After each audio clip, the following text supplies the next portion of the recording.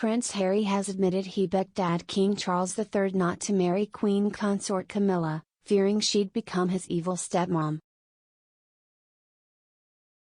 Despite claiming for years that he is the only royal getting bullied, Harry cruelly let rip about his mother-in-law in his explosive memoir, Spare, even comparing the first time he met her to trying to avoid the pain of an injection, according to a copy obtained by The Sun.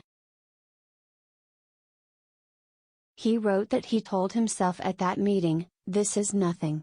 Close your eyes and you won't even feel it." I remember wondering if she would be cruel to me, if she would be like all the evil stepmothers in the stories, he said of his paranoia decades before Camilla became queen consort, according to excerpts seen by page 6.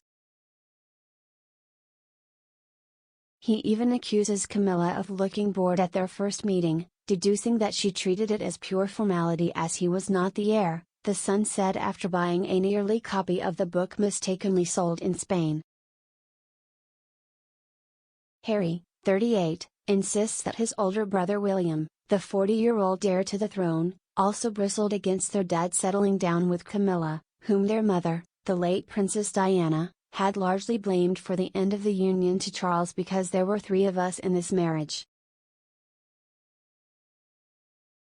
Willie had been suspicious of the other woman for a long time, which confused and tormented him, Harry wrote, using his still affectionate nickname for the brother he also now calls his arch-nemesis. Seeing that their dad like us wasn't happy, Harry and William eventually said they would welcome Camilla, but both begged him not to marry a second time, Harry writes. Still, he insists that the brothers were resigned to it by the time the current king finally wed his new queen consort in April 2005. Despite Willie and me urging him not to, Pa was going ahead, he wrote, according to the excerpts seen by page 6.